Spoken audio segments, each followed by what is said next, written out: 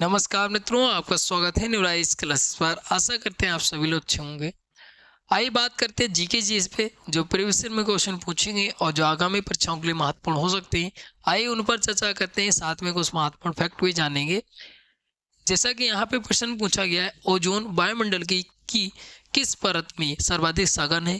तो यहाँ पे वायुमंडल दिया है, क्षोभ मंडल दिया है, समताप मंडल दिया है और मध्यमंडल दिया है। तो इस सबसे ज्यादा जो होता है समताप मंडल में होता है। ऑप्शन नंबर हो जाएगा सी वाला हो जाएगा। आइए आगे बात करते हैं, थोड़ा सा और चर्चा करते हैं इसके बारे में। तो इस समताप मंडल की बात करें, जो है निचले भाग में 15 से और 35 किलोमीटर के बीच जो है ओजोन गैस का सर्वाधिक सांद्रण होता है। और एक गैस क्या करती है कि सूर्य से जो पराबैंगनी किरणें आती हैं उसको जो है सोख लेती है।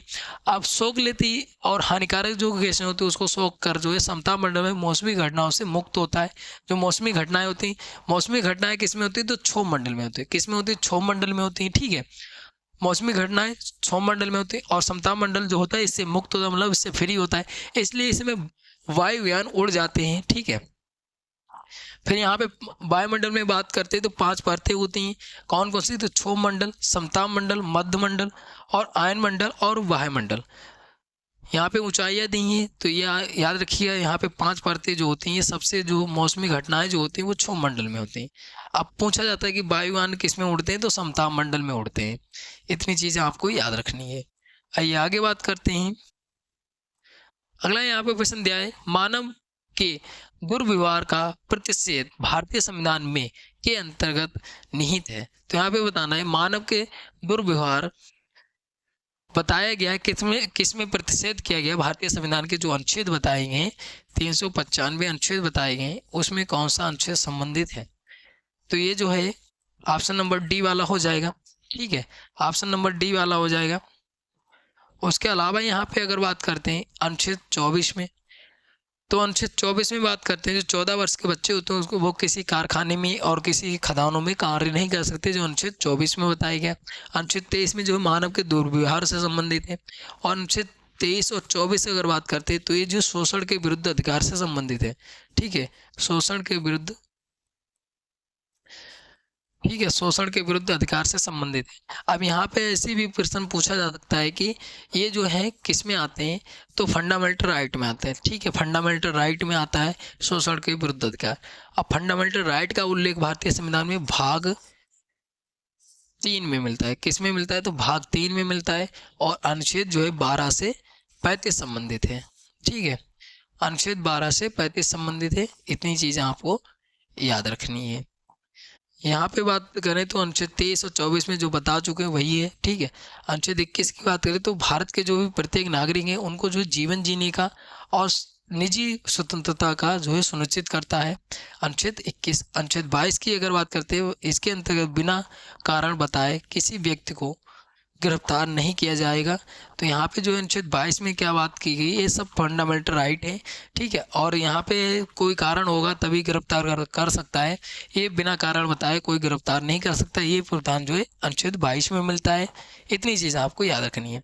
फिर अनुच्छेद 21 का आता है जो है, इसमें क्या बताया गया? तो इसमें जो 14 वर्ष के जो 6 से 14 वर्ष के निःशुल्क और अनिवार्य शिक्षा का प्रावधान जो है अनुच्छेद 21 का में मिलता है। अगला प्रश्न दिया, पेंगोंग त्सो झील भारत और द्वारा साझा किया जाने वाला जल निकाय है। तो ये चीन के साथ। ठीक है, ऑप्शन नंबर डी वाला हो जाएगा। आइए आगे बात करते हैं अगले प्रश्न की। अगला प्रश्न दिया, द्वारा प्रस्तावित देसी प्रेस अधिनियम का उद्देश्य प्रेस को ब्रिटिश नीतियों की आलोचना व्यक्त करने से रोकता था। तो ये जो है लॉर्ड रिटन रोकता था। ऑप्शन नंबर वी वाला सही हो जाएगा। अगला यहाँ पे प्रश्न दिया, भारतीय संविधान के किस अनुच्छेद का उद्देश्य भारत के संपूर्ण क्षेत्र में नागरिकों के लिए समान नागरिक संहिता सुनिश्चित करना। तो यहाँ पे बताना है जो भी भारत के जो नागरिक हैं उनको जो है समान नागरिक संहिता सुनिश्चित करना। ये कौन से अनुच्छेद में बताया गया? देखिए, अगर बात करते हैं यूसीसी की, ठीक है, यूसीसी की बात करते हैं तो इसका उल्लेख भारतीय संविधान में अनुच्छेद 44 में मिलता है। ठीक है, यूसीसी का। अब यहाँ पे एक चीज याद रखिएगा कि जो अनुच्छेद 44 है, अब यहाँ पे देखिए इसका उल्लेख जो है अनुच्छेद 44 का उल्लेख मिलता है डीपीएसपी में। किसमें? तो डीपीएसपी में मिलता है। ठीक है, डीपीएसपी का उल्लेख भारतीय संविधान में भाग 4 में मिलता है, और भाग 4 के बाद अनुच्छेद जो है 36 से 51 संबंधित है, अनुच्छेद 36 से 51 संबंधित, और इसी के अंतर्गत जो है अनुच्छेद 44 आता है।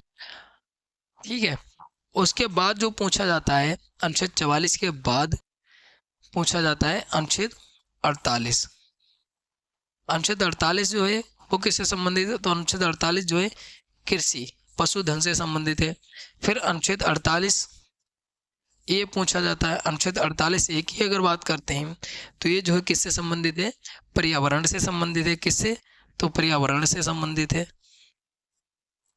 फिर अगर बात करते हैं आता है अनुच्छेद 49।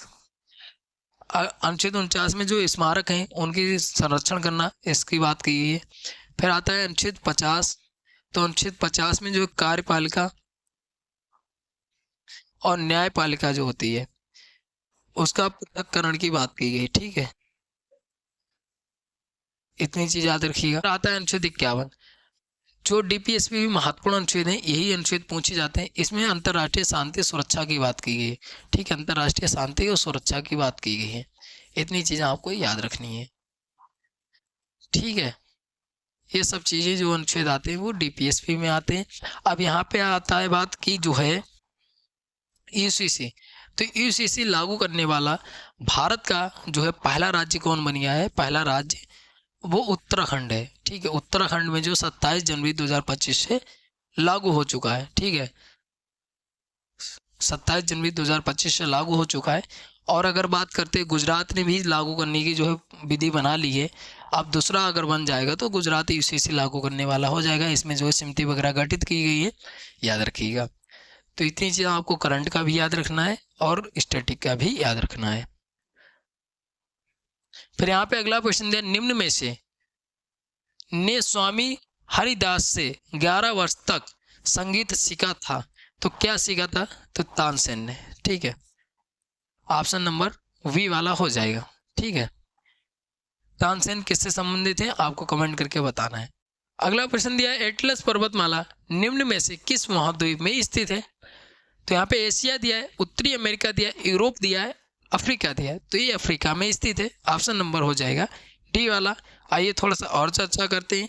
तो अफ्रीका की अगर बात करते हैं तो इसमें एटलस है, किलिमंजारो है और कैमरून पर्वत है। फिर एशिया की बात करते हैं तो कुनलुन पर्वत श्रेणी है, नान सान है। ठीक है, त्यांग सान है और चोंगलिंग, और ये जो है पामीर है, हिंदू कुश है। उत्तरी अमेरिका में रॉकी है, अल्पेशियन है। अगर यूरोप की बात करते तो यूरोप में यूराल है। ठीक है, और जोलन है, काकेसस और पिंडस और पेनानिस है, याद रखिएगा। आइए आगे बात करते हैं।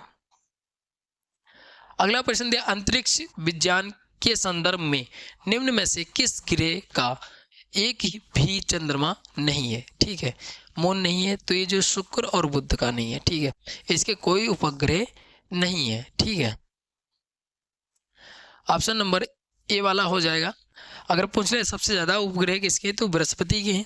ठीक है, पृथ्वी का केवल एक जो है उपग्रह चंद्रमा। ठीक है, पृथ्वी का एक उपग्रह चंद्रमा, याद रखिएगा।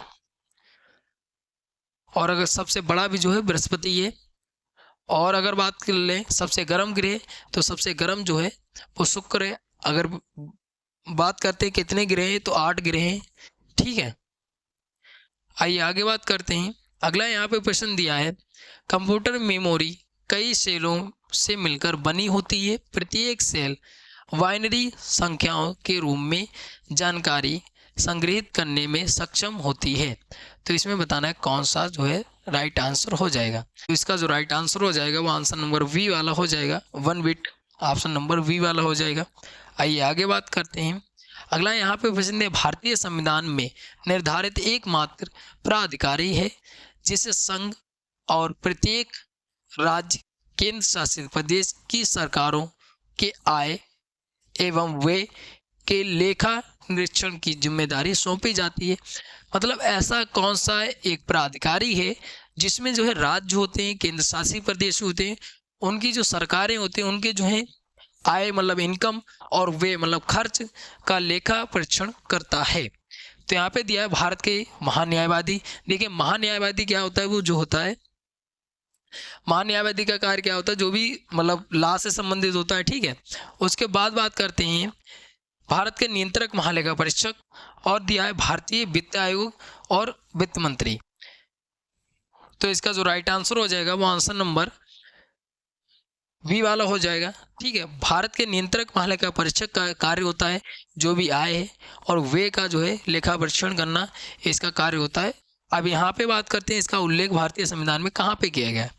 तो इसका उल्लेख मिलता है अनुच्छेद 148 में, ठीक है। अनुच्छेद 148 में इसका उल्लेख मिलता है। और अगर पूछ लिया जाए अभी हाल ही में जो है नियंत्रक महालेखा परीक्षक मतलब केक बनाए गए हैं, कौन बनाए गए हैं, तो के संजय मूर्ति जी बनाए गए, ठीक है। के संजय मूर्ति जी बनाए गए। इतनी चीजें आपको याद रखनी है, ठीक है। उसके बाद बात करते हैं वित्त आयोग का उल्लेख भारतीय संविधान में अनुच्छेद 280 में मिलता है।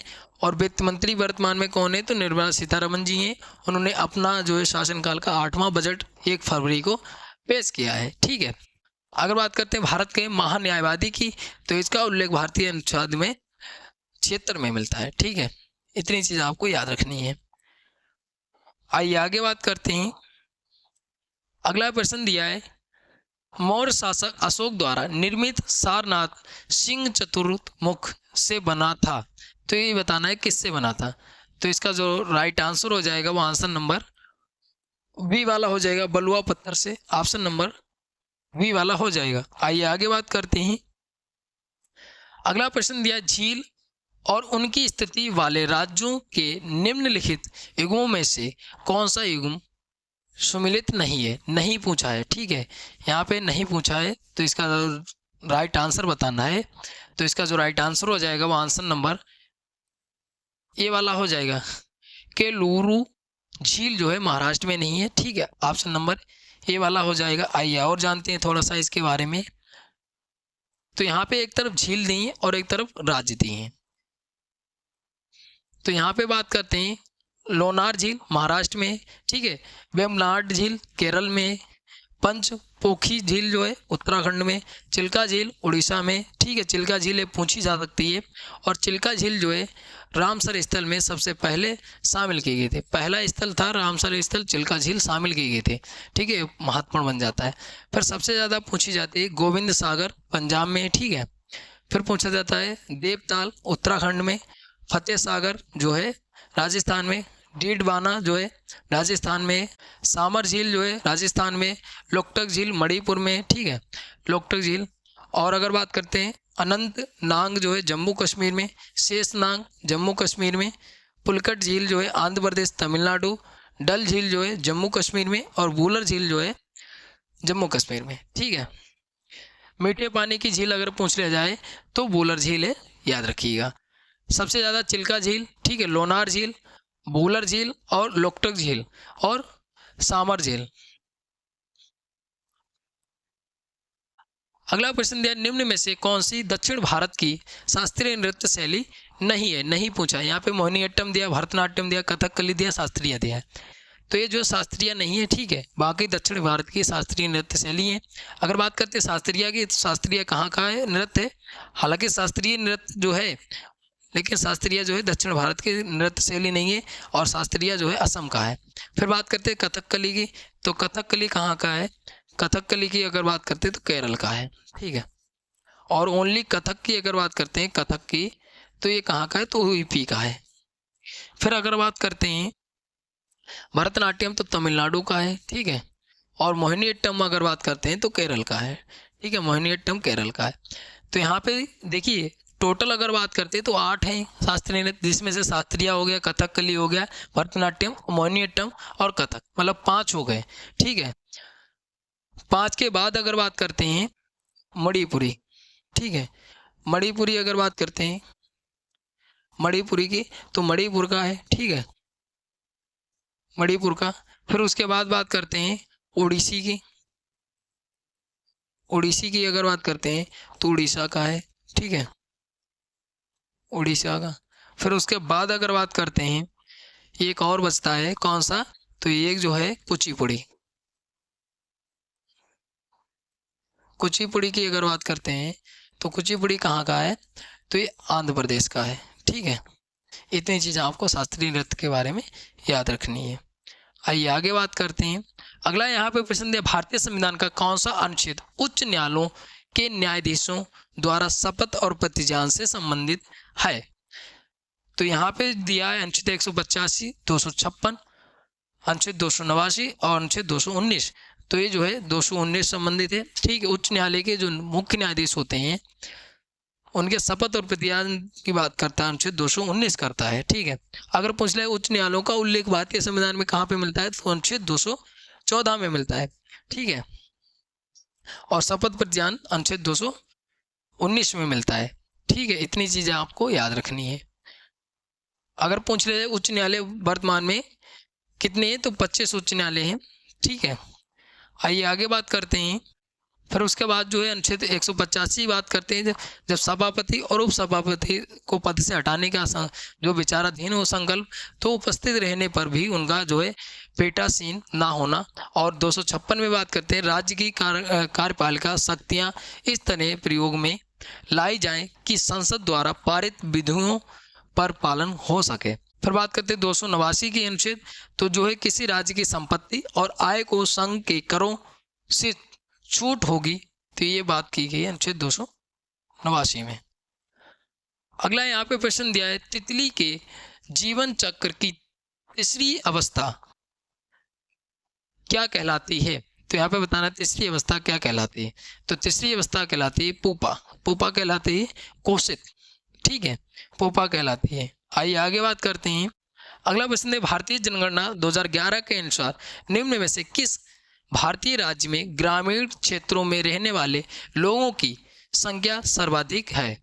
तो सर्वाधिक यहाँ पे दिया है झारखंड दिया है, उत्तर प्रदेश दिया है, राजस्थान दिया, बिहार दिया है।